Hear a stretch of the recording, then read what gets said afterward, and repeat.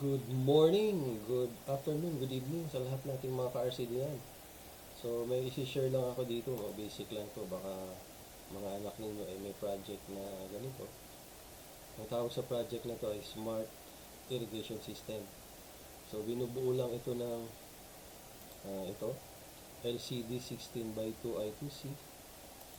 Ito yung DC motor, ito yung kanyang magsisilbing water pump.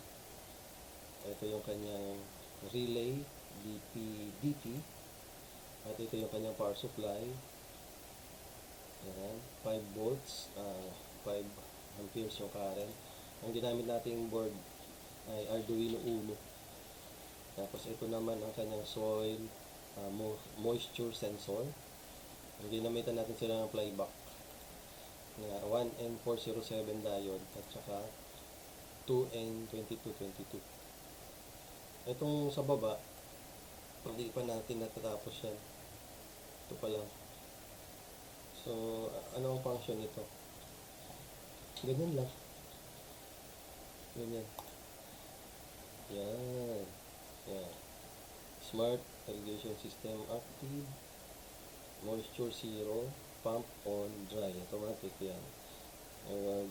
Maandar yung motor niya. Yan. Yan. Maandar niya siya.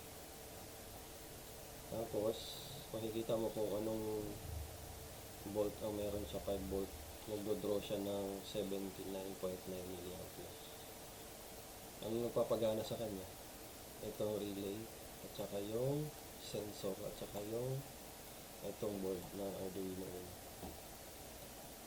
So, kapag meron na siyang tubig, enough na yung tubig ng na pump mula sa water pump papunta doon sa soil. Yan. Yan, mataas na siya. So makikita natin dito, tumataas na yung moisture niya. At pump ko kasi basa na yung soil. So titigil na yung motor pump. Ganun lang siya. So paano natin ginawa yan? Ginamitan natin ng Tinkercad. Tapos, ang kulit niya, no? Yung emoji. And, excuse me po. Yan. Sige, balik tayo dito. Saan na ba tayo? Yan na. Tumigil na yung motor niya kasi nasa-sense na mayroon ng tubig. Basa na. So, paano natin ginawa yan? Copy-paste lang muna tayo. Hindi naman kasi tayo expert sa coding. Nag-aaral lang tayo sa coding. So, ito yun. Kung ito ay basic lang ito. Ano lang to, para to sa, hindi to para sa mga advanced, para lang to sa mga beginner. So, ito yung code. Yan. Ilalagay ko na lang doon sa link para pag gusto niyo pag-aralan, meron. By the way, dito sa code pala, kailangan babaguhin mo yung liquid crystal underscore I2C LCD. Kasi ang nakalagay dito ay 0 by 27 16.2. So i-click mo ngayon to. Yan. Ang default kasi niyan ito MCP 23008 yung base. Tapos naka 0 by 20 lang siya. Ngayon, pagka yan ang gagamitin mo, walang display. Yan. Pag-start mo yung simulation, yan. Diba, walang display. Yan. Mandar na yung motor, pero walang display. So, kasi nga, yung ginamit dito ay ito dapat PCF8574 base. Tapos yung kanyang address, yan, 07 0 by 27. So, ayan na.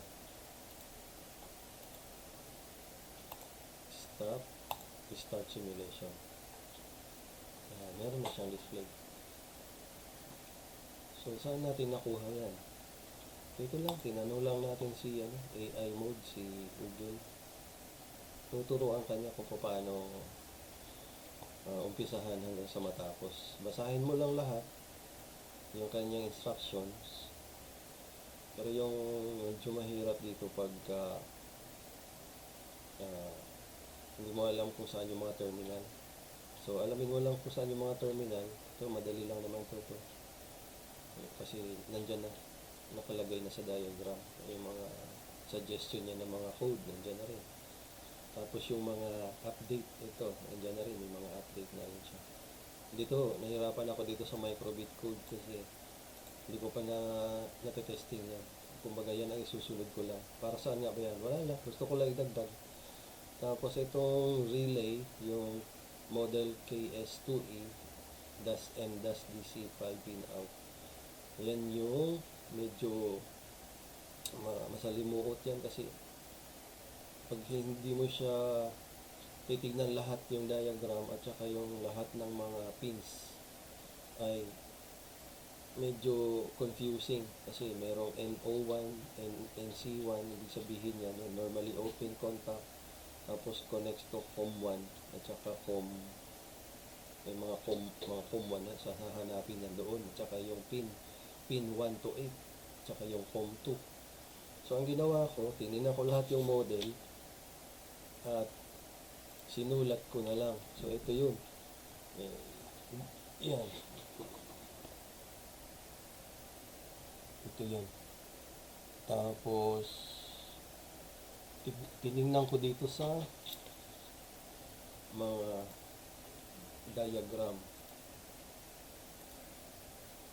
kung saan, ayan, kung saan yung pin. Sinulat ko isa-isa, pin 1, ayan, kung ano naman yung pin 4 and 5, ito nakalagay dyan.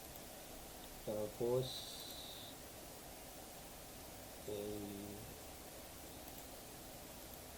ito,